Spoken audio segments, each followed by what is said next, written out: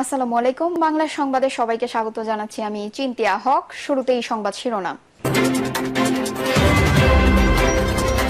নির্বাচনের রোডম্যাপ ঘোষণায় দেরি হলে সরকারের উদ্দেশ্য নিয়ে প্রশ্ন উঠবে, বলছেন মির্জা ফখরুল। এদিকে চেয়ার খালি থাকে না, পদত্যাগের কথা না বলে নির্বাচন দিন, ডক্টর ইউনূসকে ফারুক। জানাবো, শেখ হাসিনার মতো কয়েকজন উপদেষ্টাও ব্যাংক লুট করছে, বলছেন নূর। নির্বাচনের কথা বললেই ভারত আওয়ামী লীগের দালাল বানিয়ে দিচ্ছে, বলছেন দুদু। এবং সর্বশেষ জানাবো, দেশে ফের বাড়ল করোনার প্রকোপ, 24 ঘন্টায় আক্রান্ত 9। শুনছিলেন সংবাদ শিরোনাম, এবারে বিস্তারিত। নির্বাচনের রোডম্যাপ ঘোষণায় দেরি হলে সরকারের উদ্দেশ্য নিয়ে প্রশ্ন উঠবে, বলছেন মির্জা ফখরুল। বিএনপির মহাসচিব মির্জা ফখরুল ইসলাম আলমগীর বলেছেন, আমি আশা করি অন্তর্বর্তীকালীন সরকার আন্তরিকতার সঙ্গে প্রজ্ঞা ও সামর্থ্যের মধ্যে সঠিক সিদ্ধান্ত গ্রহণ করবে, যা শুরু হওয়া উচিত দ্রুত নির্বাচনের রোডম্যাপ ঘোষণার মাধ্যমে।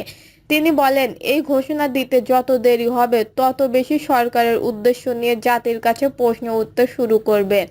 ফেসবুক পোস্টে মির্জা ফখরুল ইসলাম বলেন, চোখের একটি গুরুত্বপূর্ণ অপারেশনের পর চিকিৎসকদের পরামর্শ অনুযায়ী বিমান ভ্রমণ থেকে বিরত থাকতে হচ্ছে। তবুও আমি বাংলাদেশের রাজনৈতিক ঘটনা প্রভাব গভীরভাবে পর্যবেক্ষণ করছি এবং চেষ্টা করছি একটি ইতিবাচক ফলাফল নিয়ে আসতে।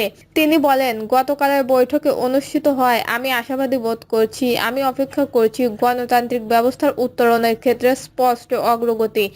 গত 15 বছর ক্ষতিগ্রস্ত হয়েছে, তাদের প্রতি ন্যায় বিচার ও কাঙ্ক্ষিত সংস্কারের জন্য অপেক্ষায় আছি। তিনি আরো বলেন, আমাদের ভুলে গেলে চলবে না যে গণতান্ত্রিক পথে উত্তরণ, বিচার ও সংস্কার এই তিনটি বিষয় একে অপরের পরিপন্থী নয়, এগুলো একসঙ্গেই হতে পারে। এটাই আমাদের জাতির জন্য সামনে এগিয়ে যাওয়ার উত্তম পথ।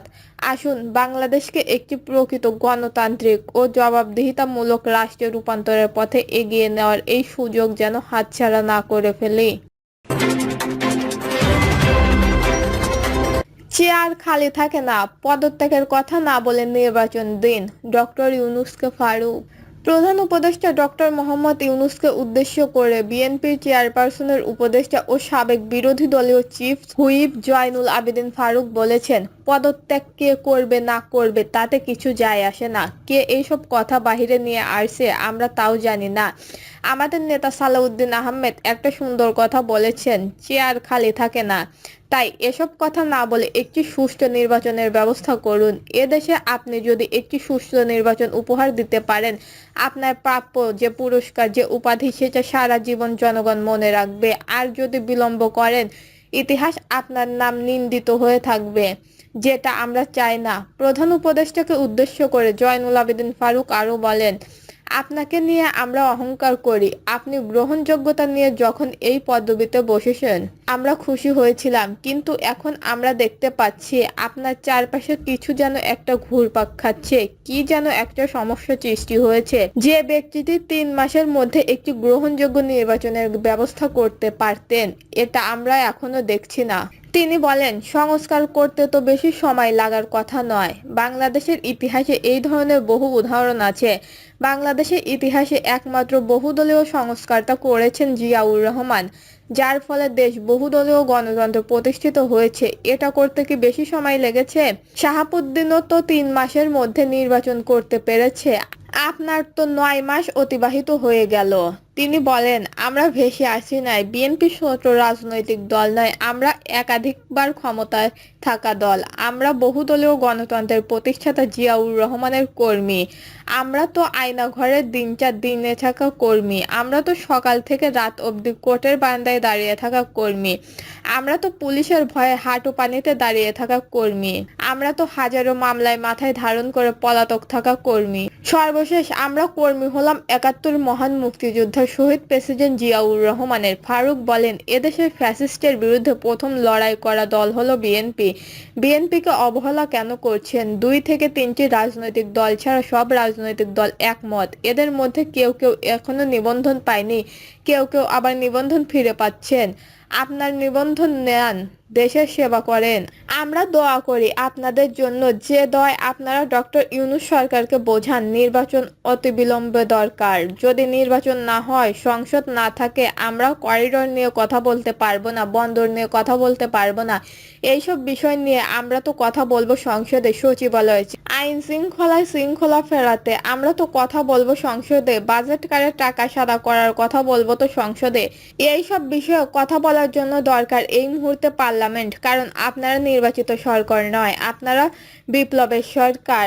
আমরা আপনাদের বিশ্বাস করে ক্ষমতায় বসিয়েছি, দয়া করে বিশ্বাস রেখে ডিসেম্বরের মধ্যেই নির্বাচন দিন। আমরা ভোটে বিশ্বাসী দল, আমাদের নেতা ভোটে বিশ্বাসী দল, ভোটের দল।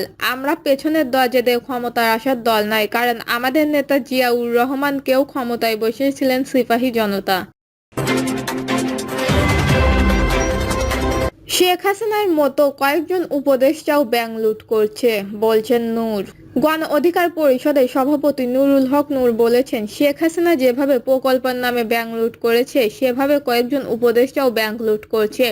হাসিনার আমলে যেভাবে মিডিয়া কন্ট্রোল করা হতো, এখনো সেভাবেই মিডিয়া কন্ট্রোল হচ্ছে। মিডিয়া স্বাধীনতা নেই, নগদ ও জালিয়াতি নিয়ে নিউজ করা সাংবাদিকদের হেনস্থা করা হয়েছে।